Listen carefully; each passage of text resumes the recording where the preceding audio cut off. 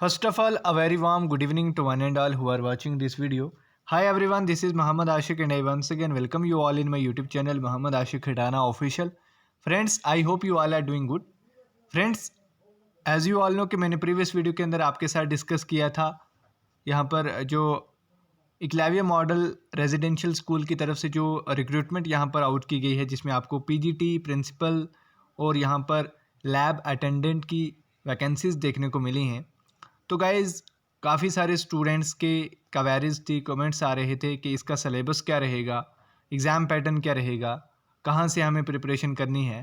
तो पर्टिकुलरली आज मैं बात करने वाला हूँ लैब अटेंडेंट के बारे में, जो आपका EMRS that is Eklavya model residential school का जो EMRS की रिक्रूटमेंट होने वाली है, जिसमें आपको लैब अटेंडेंट की वैकेंसीज़ देखने को मिली हैं। 373 यहाँ पर वैकेंसीज़ हैं ऑल ओवर इंडिया के लिए। तो यहाँ पर जो भी कैंडिडेट जिन्होंने 12th किया है विद साइंस स्ट्रीम, तो वो एलिजिबल हैं, वो अप्लाई कर सकते हैं। मिनिमम एज लिमिट यहाँ पर नहीं बताया गया। मैक्सिमम आप अगर 30 एज के हैं तो 30 तक जो है वो आप इसके लिए अप्लाई कर सकते हैं, जनरल कैटेगरी। और बाकी जो कैटेगरीज़ हैं, रिजर्व कैटेगरीज़, उनको यहाँ पर रिलैक्सेशन भी यहाँ पर दिया गया है। तो काफ़ी सारे स्टूडेंट्स यहाँ पर कमेंट्स कर रहे थे कि इसका सिलेबस क्या रहेगा और एग्ज़ाम कब तक होगा और कैसे जो है वो हमें इसकी प्रेपरेशन करनी चाहिए। तो वही सभी डिटेल्स इस वीडियो में मैं आपके साथ डिस्कस करूँगा। सिलेबस सिलेबस आपके साथ डिस्कस करूँगा यहाँ पर लैब अटेंडेंट का। तो कहाँ से आपको प्रेपरेशन करनी है वो भी बताने वाला हूँ, स्ट्रैटेजी क्या रहेगी वो भी आपके साथ डिस्कस करूँगा। तो आपसे गुजारिश है, अगर आप भी इंटरेस्टेड हैं, आपने इसके लिए अप्लाई किया है, तो आप इस वीडियो को स्टार्टिंग से लेकर एंड तक ज़रूर वॉच करें। अगर आप फर्स्ट टाइम इस यूट्यूब चैनल पे विजिट करें सो लाइक करें इस वीडियो को और सब्सक्राइब करें हमारे यूट्यूब चैनल को। इन फ्यूचर कोई भी इंपॉर्टेंट इन्फॉर्मेशन होगी आप तक ज़रूर शेयर करेंगे, ठीक है। तो चलिए अब हम बात करते हैं लैब अटेंडेंट के बारे में। तो guys, as you all know कि मैंने ऑलरेडी बताया था आपको प्रीवियस वीडियो में कि इसका जो पैटर्न है वो आपको यहाँ पर रीजनिंग से क्वेश्चन देखने को मिलेंगे, जर्नल अवेयरनेस से, जर्नल हिंदी, इंग्लिश और उसके बाद सब्जेक्ट स्पेसिफिक नॉलेज। मैंने आपको बताया था कि यहाँ पर 15 मार्क्स आपको रीजनिंग, 15 आपको जर्नल अवेयरनेस, 15 आपको हिंदी एंड 15 इंग्लिश। 60 मार्क्स आपको यहाँ से देखने को मिलेंगे और 60 मार्क्स आपके सब्जेक्ट स्पेसिफिक नॉलेज, आपका सब्जेक्ट जो होगा, मैंने आपको बताया था कि साइंस के क्वेश्चन होंगे। तो डिटेल सिलेबस है ये, मैं आपको बता दूं कि कहाँ कहाँ से आपको क्वेश्चन यहाँ पर पूछे जाएंगे। तो सबसे पहले आप देख सकते हैं जो रीजनिंग का सिलेबस है, रीजनिंग में आपको पजल्स एंड सीटिंग अरेंजमेंट से क्वेश्चन पूछे जाएंगे, डाटा सफिशिएंसी से, स्टेटमेंट बेस्ड क्वेश्चन पूछे जाएंगे आपसे, वर्बल रीजनिंग के क्वेश्चन आपको देखने को मिलेंगे, इनइक्वालिटी के क्वेश्चन देखने को मिलेंगे, ब्लड रिलेशन के, सीक्वेंसेस और सीरीज़ के क्वेश्चन देखने को मिलेंगे, डायरेक्शन टेस्ट के आपको देखने को मिलेंगे, उसके बाद असर्शन रीज़न आपको देखने को मिलेंगे और वेन डायग्राम। जो बेसिक रीजनिंग है वही आपको यहाँ पर देखने को मिलेगी गाइज। तो आप जो है वो आज से ही इसके लिए प्रिपरेशन जो है वो कंटिन्यू कर सकते हैं। अगर आपने किसी भी कॉम्पिटिटिव एग्ज़ाम की प्रिपरेशन की है तो वहाँ पे आपने ज़रूर रीजनिंग, जो बेसिक ये रीजनिंग है ये आपने ज़रूर पढ़ी होगी। तो ईज़िली जो है वो आप इसमें अच्छा कर सकते हैं, ठीक है। उसके बाद जो जर्नल अवेयरनेस है, जर्नल अवेयरनेस में आपको general knowledge and current affairs with special emphasis in the field of education. अब काफ़ी सारे स्टूडेंट्स मुझे ये बोल रहे थे कि हमें जो जर्नल अवेयरनेस है उसमें हमें GS पढ़ना होगा, यानी कि हमें पॉलिटी, हिस्ट्री, जियोग्राफी ये सब पढ़ना होगा क्या। तो मैं आपको बता दूं, आपको इसमें हिस्ट्री, पॉलिटी, जियोग्राफी, इकोनॉमी ये सब आपको नहीं पढ़ना होगा, ठीक है ना। तो इसमें आपको जो पढ़ना है वो जनरल नॉलेज, यानी कि जो करंट इवेंट्स हैं, करंट अफेयर्स जो होगा लास्ट 1 ईयर का, वो भी स्पेशल एजुकेशन की फील्ड में, ठीक है ना। एजुकेशन की फील्ड में आपको करंट अफेयर्स अच्छे से पढ़ के जाना है, यानी कि आपने ऐसा देखना है कि ये जो EMRS है that is Eklavya model residential school है, या KVS है, या ये जो स्कीम्स हैं गवर्नमेंट की, जो एजुकेशनल स्कीम्स हैं ये कब आई, कब बनाई गई, ये इस रिलेटेड आपने जो है वो जर्नल अवेयरनेस जो है वो पढ़नी है। उसके बाद इम्पॉर्टेंट नेशनल इवेंट्स कब हुए, कौन कौन सी यहाँ पर डिस्कवरीज हुई, ये सब जो बेसिक जनरल नॉलेज होती है वो आपको यहाँ पर पढ़नी है। और उसमें आपको यहाँ पर 15 मार्क्स देखने को मिलेंगे और 15 आपको यहाँ पर रीजनिंग से हो गए 30। और उसके बाद हिंदी से आपको 15 क्वेश्चन पूछे जाएंगे जो भी हिंदी मीडियम से हैं वो तो ईज़िली इसको कर लेंगे, बट मैं खुद हिंदी मीडियम से नहीं हूँ, तो जो हिंदी मीडियम से नहीं है, इंग्लिश से मीडियम से हैं, तो उनके लिए थोड़ी प्रॉब्लम है। आप जो है वो इंग्लिश में अगर आप अच्छा कर देंगे तो देन ईज़िली जो है वो आप एक अच्छा स्कोर कर सकते हैं। अब जर्नल इंग्लिश जो है वो आप सभी एग्ज़ाम्स के लिए पढ़ते ही हैं।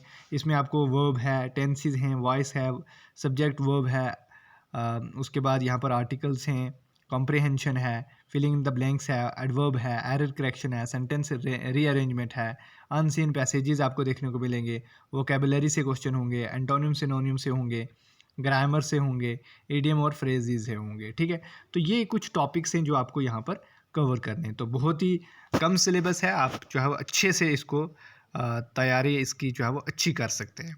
अब हम बात करते हैं, ये आपका 60 मार्क्स का रहेगा, यानी कि मैंने बता दिया कि 15 marks English, 15 Hindi, 15 journal awareness and 15 यहाँ पर आपका रीजनिंग एबिलिटी, तो टोटल 60 मार्क्स आपके यहाँ पर हो जाएंगे। ठीक है, उसके बाद जो आपका सब्जेक्ट स्पेसिफिक नॉलेज होगा, दैट इज़ आपका साइंस का जो होगा, ये आपका 60 मार्क्स का होगा।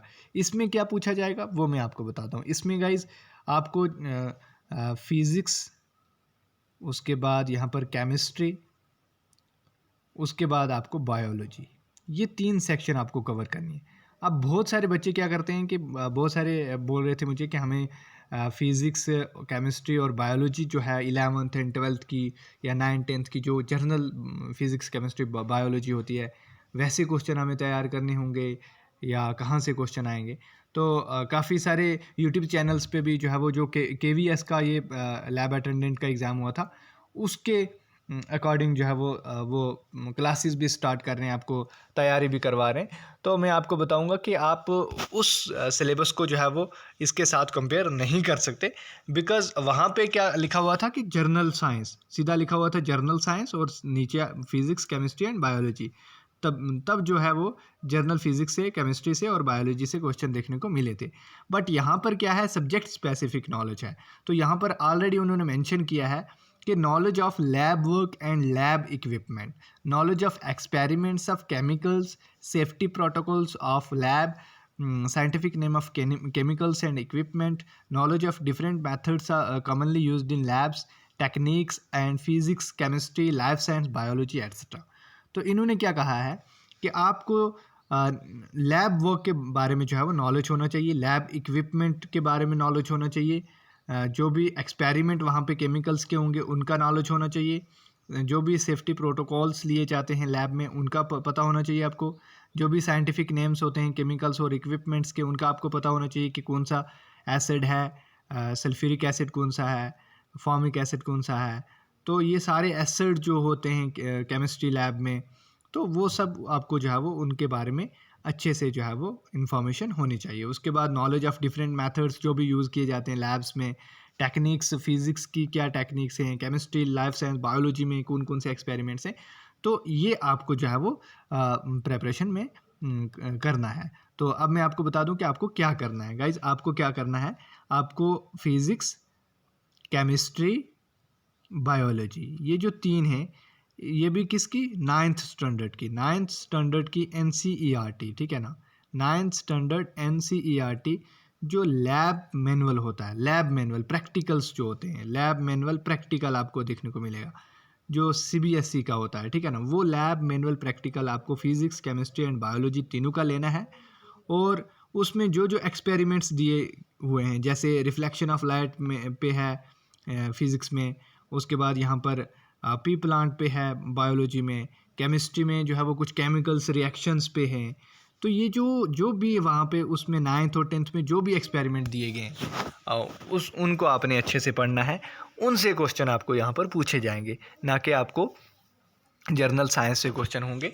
जर्नल साइंस से भी 1 2 3 क्वेश्चन हो सकते हैं, बट यहाँ पे जो सिलेबस है अकॉर्डिंग टू सिलेबस ही हमने प्रिपरेशन करनी है। तो अकॉर्डिंग टू सिलेबस आपने जो है वो अच्छे से प्रिपरेशन करनी है। तो आपने जो है वो जो जो यहाँ पर प्रैक्टिकल्स होते हैं physics, chemistry, life science, biology में, जो भी यहाँ पर 9th एंड 10th में होते हैं प्रैक्टिकल्स, मैनुअल जो होता है उसको आप अच्छे से रीड करिएगा, एक एक लाइन उसकी अच्छे से पढ़िएगा, उसका प्रोसीजर, इक्विपमेंट, कमेंट्स, और उसके बाद क्या क्या जो है वो हमें चाहिए, वो हम जैसे करते थे प्रैक्टिकल्स, तो उन सब के आपको नाम याद रखने हैं और डिटेल में आपने जो है वो रीडिंग देनी है, वहीं से क्वेश्चन आपको जो है वो पूछे जाएंगे, ठीक है ना। तो ये फर्स्ट टाइम जो है वो यहाँ पर लैब अटेंडेंट का एग्ज़ाम होने जा रहा है EMRS में, that is Eklavya model residential schools में। तो ये एक अच्छी अपॉर्चुनिटी है उन तमाम कैंडिडेट्स के लिए जो भी साइंस बैकग्राउंड से हैं। अगर आपने 10th किया है, आपके पास डिप्लोमा है लेबॉर्ट्री में, तो तब भी जो है वो आप इसके लिए एलिजिबल हैं, आप अप्लाई कर सकते हैं।